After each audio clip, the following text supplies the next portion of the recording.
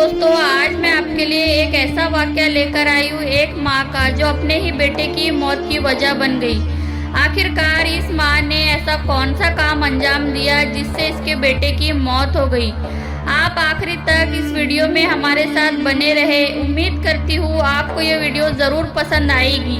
तो चलिए शुरू करते हैं। बहुत वक्त पहले की बात है। बगदाद शहर में एक छोटे से गांव में एक औरत थी जिसका नाम जाहिदा था। जाहिदा अपने शौहर और नौजवान बेटे के साथ खुशहाल जिंदगी गुजार रही थी। जाहिदा का शौहर भी उसी गांव में मजदूरी किया करता था और उसका नौजवान बेटा जो बहुत ही ज़्यादा खूबसूरत था, वो पढ़ाई में भी बहुत ज़्यादा होशियार था। जाहिदा भी घर घर जाकर बर्तन धोने का काम किया करती। वो लोग बहुत ज़्यादा गरीब थे। इनकी माली हालत इतनी अच्छी नहीं थी कि वो अपने बच्चे को अच्छी तालीम दे सके। जाहिदा का बेटा भी इसी गांव में तालीम हासिल कर रहा था और उसके माँ बाप का सपना था कि वो पढ़ लिख कर एक बड़ा अफसर बन जाए। जाहिदा और इसका शौहर मेहनत करके किसी तरह उसे बड़ा अफसर बनाना चाहते थे, मगर इनके पास इतने पैसे नहीं थे। जो भी रकम मेहनत से मिलती वो इसका थोड़ा सा हिस्सा इसकी पढ़ाई के लिए जमा कर लेते। जाहिदा की सिर्फ एक ही लौती औलाद उसका बेटा था और वो दोनों की आखिरी उम्मीद, उनकी आंखों का तारा था। अचानक एक दिन उनके साथ एक ऐसा हादसा पेश आया जिसने इनकी जिंदगी पूरी बदल दी। एक रात की बात है, जब जाहिदा अपने काम खत्म करके घर लौट रही थी। रास्ते में बहुत तेज बारिश हो रही थी। तभी उसकी नज़र एक चमकती हुई चीज़ पर पड़ी। वो चीज़ चांदी की तरह चमक रही थी। जाहिदा हैरान और परेशान होकर वहीं खड़ी हो गई और उस चीज़ को देखने लगी और सोचने लगी कि आखिर ये चीज़ है क्या जो इतना चमक रही है। वो उसके पास गई और देखा तो एक चमकदार मूर्ति है जो चांदी की तरह चमक रही है। जाहिदा के मन में लालच आ गया और सोचने लगी, इसे मैं उठाकर घर ले जाती हूँ और सुबह होने पर इसे मैं बाजार में बेचकर कुछ रकम हासिल कर लूँगी ताकि हम गरीब से अमीर हो जाए। तभी उसे कुछ अजीब सी आवाज़ आई, ए जाहिदा। वो हैरान हो गई और आसपास देखने लगी। जब उसे कोई नहीं दिखा तो वो डरने लगी। फिर उसे दोबारा आवाज़ सुनाई दी, ए जाहिदा। फिर उसने गौर से आवाज़ सुनी तो वो मूर्ति जाहिदा का नाम ले रही थी। जाहिदा ने उस मूर्ति से कहा कि तुम मेरा नाम कैसे जानती हो। मूर्ति बोल पड़ी कि मैं सब जानती हूँ। जाहिदा को डर तो लग रहा था, मगर वो इस बात पर हैरान थी कि वो इसका नाम कैसे जानती है। मूर्ति कहने लगी, मुझे सब पता है, तुम्हें पैसों की सख्त ज़रूरत है और मैं तुम्हारी ख्वाहिश पूरी कर सकती हूँ। जाहिदा के मन में लालच आ गया और कहने लगी, सच में क्या तुम मेरी ख्वाहिश को पूरा कर सकती हो? मूर्ति ने कहा, हाँ, मैं तुम्हारी ख्वाहिश को पूरा कर सकती हूँ, मगर मेरी एक शर्त है कि तुम मुझसे सिर्फ 3 ख्वाहिश मांग सकते हो। जाहिदा इस बात के लिए राजी हो गई कि ठीक है, मैं तुमसे सिर्फ 3 ख्वाहिश मांगूंगी, मैं वादा करती हूँ। मूर्ति ने कहा, अब तुम मुझे घर ले चलो। जाहिदा उस मूर्ति को अपने घर ले आई और एक जगह संभाल के रख दिया। अगले ही दिन जब रात हुई तो इसका शौहर सो गया। जाहिदा भी फिर उस मूर्ति से बात करने लगी और अपनी पहली ख्वाहिश उससे जाहिर की। जाहिदा ने उस मूर्ति से कहा कि वो दुनिया की सबसे अमीर तरीन इंसान बनना चाहती है। मूर्ति ने फौरन ही इसकी ख्वाहिश पूरी कर दी। उसके सामने बहुत सारा सोना, हीरे, जवाहरात, पैसे आ गए। जाहिदा को अपनी आंखों पर यकीन न आया कि इतनी सारी दौलत इसके सामने पड़ी है। वो दौलत देखकर बहुत ज़्यादा खुश हुई और उसी रात जाहिदा ने सारी दौलत छुपा कर रख दी और सो गई। अगले दिन बाजार जाकर अपनी ज़रूरत का सामान खरीद लाई। इसके शौहर ने देखा तो जाहिदा से कहने लगा, ये सब सामान कहाँ से आया और वो भी इतना सारा? ये तो हम कभी नहीं खरीद सकते। जो चीज़ें तुम घर ले आई हो। उसका शौहर वहीं खड़ा रहा और जाहिदा से लगातार पूछता जा रहा था। जाहिदा ने अपने शौहर की एक बात भी नहीं सुनी। वो अपना सारा सामान समेटने में लग गई। शौहर ने फिर से पूछा, जाहिदा, तुम मेरी बात का जवाब क्यों नहीं दे रही हो?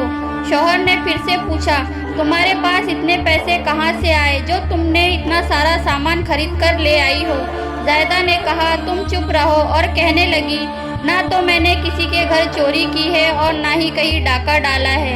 तुम आम खाओ, गुठलियाँ ना गिनो। ये सब सामान पैसे से आया है और ये सब पैसे मेरे हैं। मेरी बात खामोशी से सुनो ताकि किसी पड़ोसी को पता ना चल जाए। उसका शौहर खामोशी से सारी बातें सुनने लगा।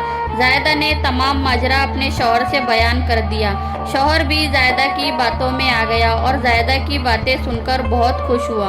और फिर जायदा ने वो मूर्ति अपने शौहर को दिखाई और कहने लगी, ये एक जादुई मूर्ति है जो हमारी तमाम ख्वाहिश पूरी कर सकती है। जायदा का शौहर बहुत ज़्यादा खुश हुआ और कहने लगा, कुछ पैसे तुम संभाल के रख दो, कल हम सुबह शहर जाकर अपने बेटे का दाखिला एक बड़े से कॉलेज में करवा देंगे। अगले ही दिन वो शहर चले गए और अपने बेटे का दाखिला एक बड़े से कॉलेज में करवा दिया। अब बेटा भी बहुत खुश था कि इतने बड़े कॉलेज में इसे दाखिला मिल गया है। फिर जाहिदा और इसका शौहर घर वापस लौट आए और बेटा शहर में ही पढ़ने लगा। जाहिदा की जो सबसे बड़ी खुशी थी कि इसका बेटा अच्छे कॉलेज में पढ़े और अच्छा अफसर बने, वो सब नामुमकिन बातें अब मुमकिन हो गई थी। वो बहुत ही ज़्यादा खुश थी। इस तरह खुशहाली में कुछ दिन गुजर गए। एक दिन अचानक शहर से खबर आई कि जायदा का बेटा जो शहर में पढ़ाई कर रहा था, इसका इंतकाल हो गया है। जायदा ने जब ये खबर सुनी तो उसके होश उड़ गए और उसे यकीन न हुआ जो इसका एक लौता बुढ़ापे का सहारा था वो इस दुनिया में नहीं रहा। इसका बेटा कॉलेज की सीढ़ियों से नीचे गिर गया और इसकी मौत हो गई। जायदा बहुत रोने लगी और अपने शौहर के साथ मिलकर शहर गई।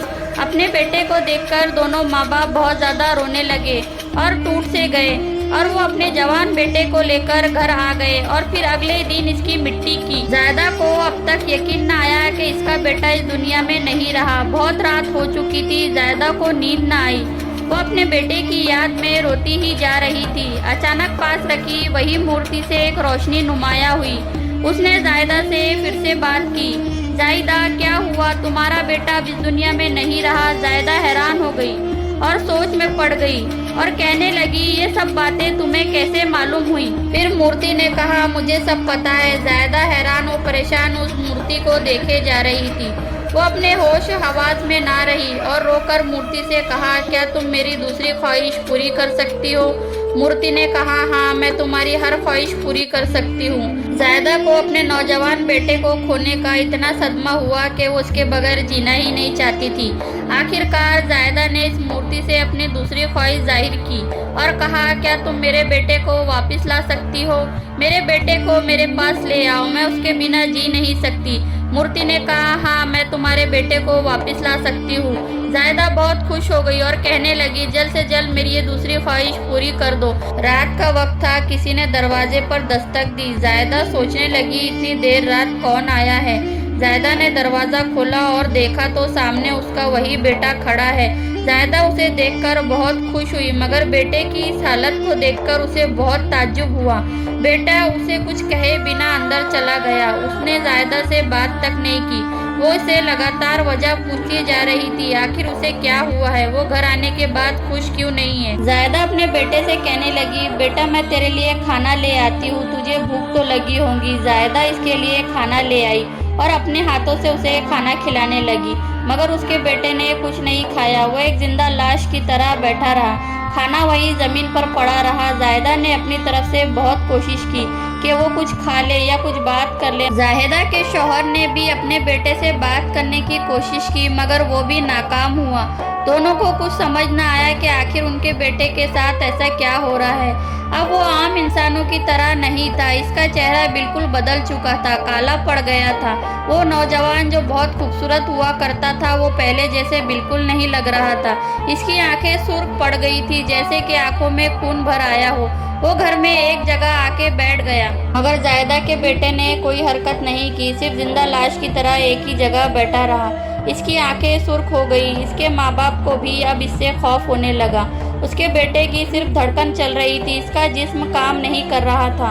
इसी तरह कई दिन गुजर गए। इसकी हालत में कोई तब्दीली नहीं आई। वो उसी हालत में था जिस रात वो घर आया था।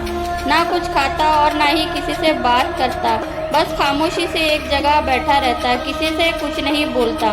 जायदा और उसका शौहर इसकी इस हालत को देखकर दिन रात रोते रहते, मगर इतना इत्मीनान था कि इनका बेटा इनके पास तो है। जायदा को एहसास होने लगा कि इसने कितनी बड़ी गलती कर दी। पैसे और अमीर बनने की लालच में इसने अपनी सबसे कीमती चीज़ खो दी।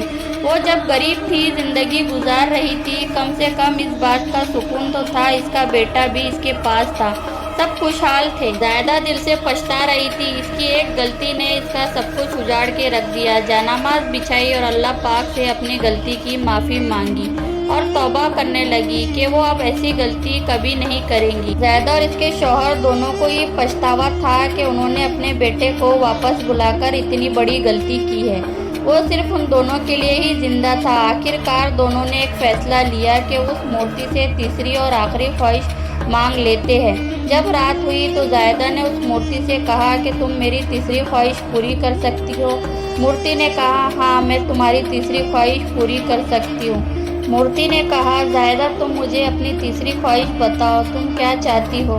जायदा और उसका शौहर दोनों रोने लगे और अपनी तीसरी ख्वाहिश से जाहिर की। जायदा ने रोते हुए उस मूर्ति से अपनी तीसरी और आखिरी ख्वाहिश जाहिर की कि मैं चाहती हूँ कि मेरा बेटा उसी जगह वापस चला जाए जहाँ से वो आया है। मूर्ति ने फौरन ही इसकी ख्वाहिश को पूरा कर दिया।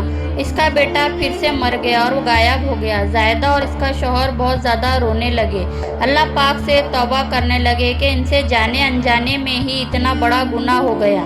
इतना सब होने के बाद जायदा ने रात के अंधेरे में जाकर उस मूर्ति को नदी के पानी में बहा दिया ताकि मूर्ति अब किसी से इसका बेटा ना छीन सके और ना ही तीन ख्वाहिश मांग सके और ना ही किसी की जिंदगी बर्बाद कर सके और फिर घर लौट आई। ये बात सच है कि लालच बुरी बला है। लालच में इंसान अपना सब कुछ खो देता है। प्यारे दोस्तों, उम्मीद करती हूँ आज का ये वीडियो आपको ज़रूर पसंद आया होगा। मेरी इस वीडियो को लाइक कर दें, चैनल को सब्सक्राइब करना ना भूलें। मैं मिलती हूँ आपको नेक्स्ट स्टोरी के साथ। तब तक के लिए अल्लाह हाफिज़।